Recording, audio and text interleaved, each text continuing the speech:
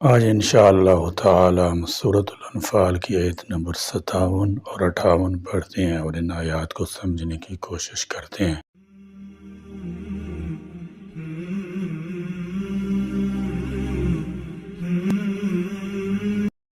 اعوذ باللہ من الشیطان الرجیم، بسم اللہ الرحمن الرحیم۔ فَإِمَّا تَثْقَفَنَّهُمْ فِي الْحَرْبِ فَشَرِّدْ بِهِمْ مَنْ خَلْفَهُمْ لَعَلَّهُمْ يَذَّكَّرُونَ وَإِمَّا تَخَافَنَّ مِنْ قَوْمٍ خِيَانَةً فَانبِذْ إِلَيْهِمْ عَلَى سَوَاءٍ إِنَّ اللَّهَ لَا يُحِبُّ الْخَائِنِينَ۔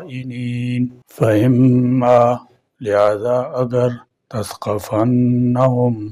آپ ان کو پائیں فی الحرب جنگ میں،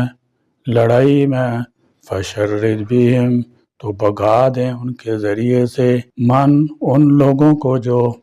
شرد بہم کا مطلب ہے کہ ان کو ایسی مار مارو کہ جس سے ان کے پیچھے ان کے حمایتیوں اور ساتھی میں بھگدڑ مچ جائے، حتیٰ کہ وہ آپ کی طرف اس اندیشے سے رخ ہی نہ کریں کہ کہیں ان کا بھی وہی اشر نہ ہو جو ان کے پیش رووں کا ہوا ہے، یعنی وہ لوگ جنہوں نے عہد شکنی کی تو مگر انہیں لڑائی میں پاؤ تو انہیں ایسی مار مارو جس سے ان کے پیچھے والے بھی بھاگ جائیں، عبرت پکڑیں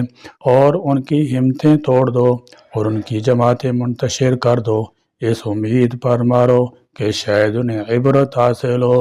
اس سے معلوم ہوا کہ جنگ میں ہر وہ جائز طریقہ استعمال کرنا درست ہے جو کفار کی ہمت توڑ دے۔ سزاؤں کے پیچھے اکثر و بیشتر یہی عوامل کار فرما ہوتے ہیں کہ دوسروں کو عبرت حاصل ہو اور وہ ایسی حرکتیں نہ کریں اور ان حرکتوں سے باز آ جائیں۔ خلفہم ان کے پیچھے ہیں، لعلہم تاکہ وہ یذکرون نصیحت پکڑیں۔ یہود مسلمانوں سے معاہدہ منعاشتی کے باوجود اپنی شرارتوں، فتنہ انگیزیوں اور عہد شکنیوں سے باز نہیں آتے تھے، بڑ مارنے اور شیخیاں بگاڑنے میں بڑے ماہر تھے، مگر بزدل انتہا درجے کے تھے۔ غزوہ بدر کے بعد رسول اللہ صلی اللہ تعالی علیہ وسلم ان کے بازار واقع محلہ بنو قینقاع میں تشریف لے گئے اور یہود کو جمع کر کے انہیں ان کی ایسی شرانگیزیوں اور ان کی بری حرکتوں پر آت دلائی اور فرمایا کہ ایسے کاموں سے باز آ جاؤ اور اسلام قبول کر لو تو تمہارے حق میں بہتر رہے گا، ورنہ تمہیں بھی ایسی مار پڑے گی جیسے قریش مکہ کو پڑ چکی ہے۔ اس دعوت کا انہوں نے انتہائی توہین امیز جواب دیا اور کہنے لگے، تمہارا سابقہ قریش کے اناڑی لوگوں سے پڑا تھا اور تم نے میدان مار لیا، ہم سے پالا پڑا تو آٹے دال کا بھاؤ معلوم ہو جائے گا۔ ان کا یہ جواب دراصل معاہدہ من کو توڑنے اور اعلان جنگ کرنے کے مترادف تھا، تاہم آپ صلی اللہ تعالی علیہ وسلم نے صبر سے کام لیا۔ پھر انہی دنوں یہودیوں نے انصار کی ایک عورت کو ننگا کر دیا، جس پر مسلمانوں اور بنو قینقاع میں بلوا ہو گیا۔ اب ان سے جنگ کرنے کے بغیر کوئی چارہ نہ تھا۔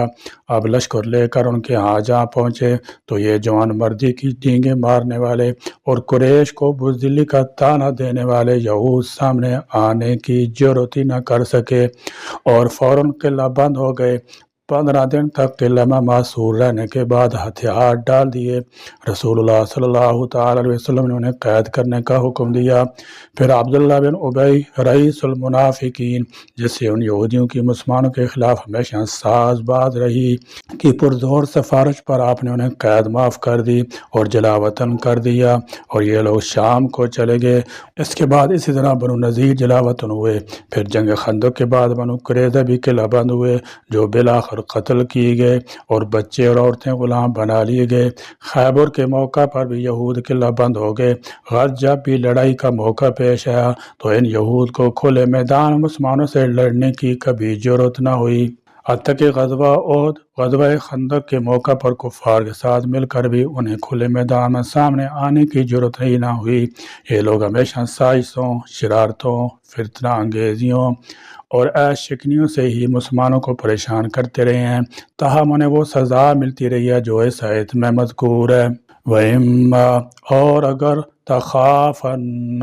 آپ ڈریں من قوم خیانتاً کسی قوم کی خیانت بدعہدی سے فانبذ تو ڈال دو پھینک دو الیہم ان کی طرف علی سوائن ان کا عہد برابری پر خیانت سے مراد ہے معاہدہ قسم سے نقض عہد کا خطرہ علی سوائن برابری کی حالت میں کا مطلب ہے کہ انہیں باقاعدہ مطلع کیا جائے کہ آئندہ ہمارے اور تمہارے درمیان کوئی معاہدہ نہیں تاکہ دونوں فریق اپنے اپنے طور پر اپنی حفاظت کے ذمہ دار ہوں کوئی ایک فریق لا علمی اور مغالطے میں نہ مارا جائے یعنی یہ نقض عہد اگر مسلمانوں کی طرف سے بھی ہو تو یہ خیانت ہے جسے اللہ تعالیٰ پسند نہیں فرماتا ان بے شک اللہ لا یحب نہیں پسند کرتا الخائنین بدعہدی کرنے والوں کو اس آیت میں مسلمانوں کو یہ حکم دیا جا رہا ہے کہ کوئی بھی قوم جس سے تمہارا معاہدہ امن ہو چکا ہو خواہ وہ تمہاری ریاست کے اندر ہو یا باہر ہو اور اس قوم سے تمہیں عیش شکنی یا دغا بازی کا خطرہ پیدا ہو جائے تو تم اس کے خلاف کوئی خفیہ کارروائی یا سازش سے نہیں کر سکتے ایسی صورت میں تمہیں علی الاعلان اس قوم پر واضح کر دینا چاہیے کہ اب ہمارا تمہارا معاہدہ ختم ہے تاکہ وہ کسی طرح کے دھوکے میں نہ رہیں اور تم پر عیش شکنی کا الزام نہ آئے اس کی مثال یہ واقعہ ہے کہ سیدنا امیر معاویہ رضی اللہ تعالی عنہ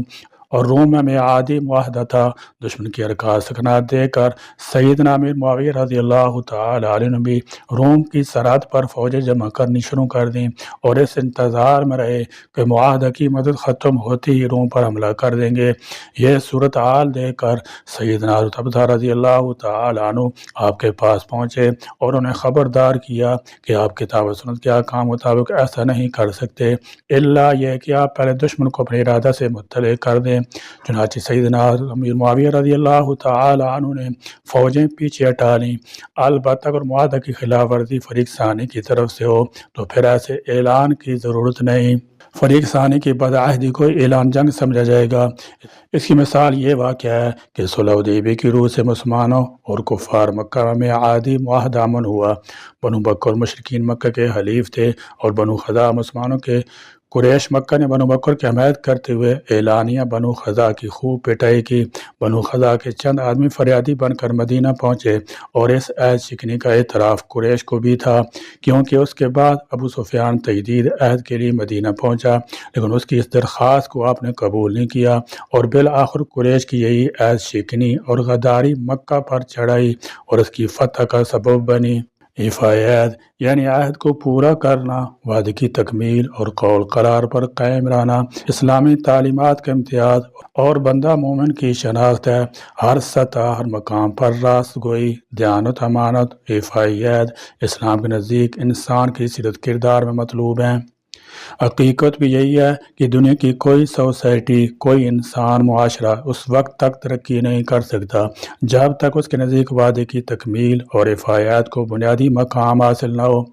عہد گویا معاشرے کے استحکام اور اس کے قیام کی یقینی ضمانت ہے اس کے برعکس جس سوسائٹی اور معاشرے میں وعدے اور عہد کی پابندی نہ ہو اسے بنیادی اہمیت حاصل نہ ہو اس معاشرے کے استحکام کی ضمانت نہیں دی جا سکتی وہ ایک زوال پذیر معاشرہ ہوگا جہاں کمٹمنٹ کو بنیادی اہمیت حاصل نہ ہو یہ بھی ایک حقیقت ہے کہ جو معاشرہ اپنا اعتماد کھو بیٹھے وہ اپنا اعتبار اور وقار بھی کھو دیتا ہے اللہ تعالیٰ نے اہل ایمان کے لیے آخرت کا نظام یہ رکھا ہے کہ چیزوں کا مہیا ہونا انسان کی خواہشات کے تابع ہوگا انسان جو چاہے گا فوراً اس کے لیے وہ چیز فراہم ہو جائے گی لیکن دنیا کا معاملہ اس سے مختلف ہے یہاں انسان ایک چیز کی خواہش کرتا ہے لیکن وہ اسے بر وقت پورا نہیں کر سکتا وہ ایک چیز کا ضرورت مند ہوتا ہے لیکن وہ چیز اسے بر وقت مہیا نہیں ہوتی اس لیے انسان ایک دوسرے سے لین دین کا محتاج ہوتا ہے اس لین دین میں اکثر عہد و پیمان کی نوبت آتی ہے اس لیے شاید ہی کوئی انسان ہو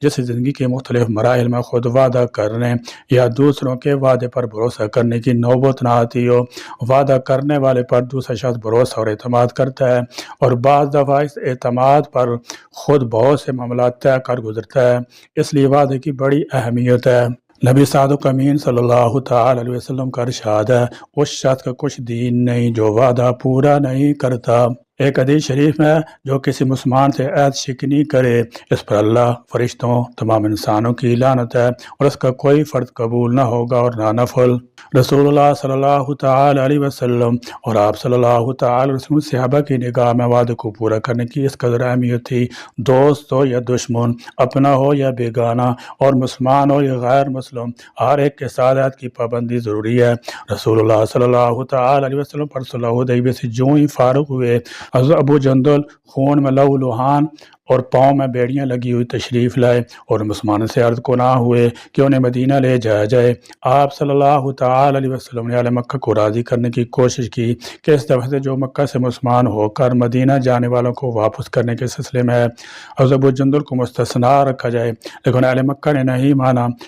چنانچہ بالآخر آپ صلی اللہ تعالی علیہ وسلم نے انہیں واپس فرما دیا۔ اس طرح جن غیر مسلم قبائل سے آپ کے معاہدات ہوئے، آپ صلی اللہ تعالی علیہ وسلم نے ان معاہدات کا پورا خیال رکھا، بلکہ بعض دفعہ مخالفین کی عہد شکنی کو برداشت کرتے ہوئے بھی آپ صلی اللہ تعالی علیہ وسلم نے اپنے عہد پر قائم رہے۔ افسوس کہ اخلاقی انحطاط اور پستی کی وجہ سے آج سماج میں وعدہ خلافی کی نو بنو صورتیں مروج ہو گئی ہیں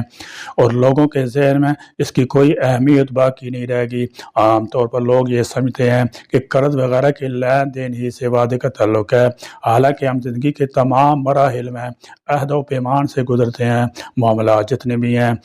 نکاح، خرید و فروخت، شرکت اور پارٹنرشپ، دو طرفہ وعدے ہی سے عبارت ہے۔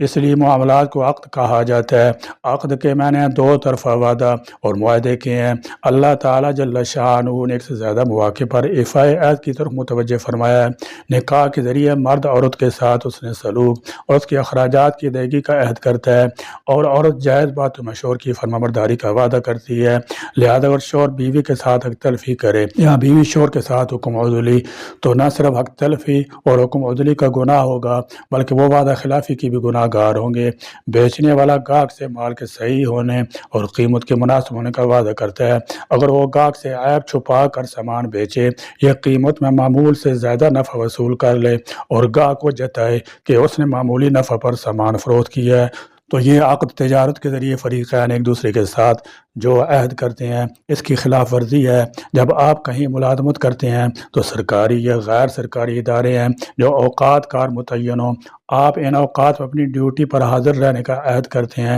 اگر آپ ان اوقات کی پابندی نہ کریں، دیر سے دفتر پہنچیں، پہلے دفتر سے نکل جائیں یا درمیان میں دفتر چھوڑ دیں، یا دفتر کے اوقات میں کاموں کو انجام دینے کی بجائے اپنے ذاتی کام کرنے لگیں، تو یہ بھی وعدے کی خلاف ورزی میں شامل ہے۔ وعدے کا تعلق ہماری تقریبات، جلسوں اور دعوتوں سے بھی ہے۔ مثلا دعوت نامہ میں لکھا گیا کہ نکاح عصر کے بعد ہوگا، لیکن جب تقریب میں پہنچے تو معلوم ہوا کہ دولہا میاں عشاء کے بعد تشریف لائے۔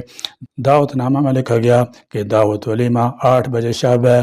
لیکن حقیقی معنوں میں دعوت کی ابتدا 10 بجے سے ہوئی۔ کیا یہ وعدے کی خلاف ورزی نہیں ہے؟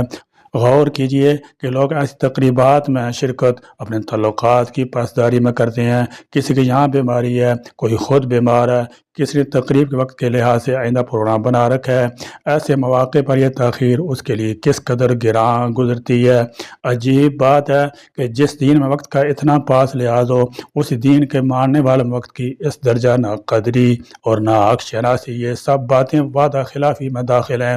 وعدہ عہدی کرنے والے شخص کو فکر آخرت کا ذہن بنانا چاہیے، اپنے آپ کو رب کی بے نیازی سے ڈرائے، اپنی موت کو یاد کرے۔ وعدہ پورا کرنا ہمارے پیارے آقا صلی اللہ تعالی علیہ وسلم کی سنت ہے۔ ہمیں چاہیے کہ ہم حضور اکرم صلی اللہ تعالی علیہ وسلم کی سنت پر دل و جان سے عمل کریں۔ یا اللہ کریم ہمیں قرآن کی سمجھ عطا فرما۔ یا اللہ کریم ہمیں بدعہدی سے بچا۔ یا اللہ کریم ہمیں قرآن و سنت پر عمل کی توفیق عطا فرما۔ آمین۔ وآخر دعوانا الحمدللہ رب العالمین۔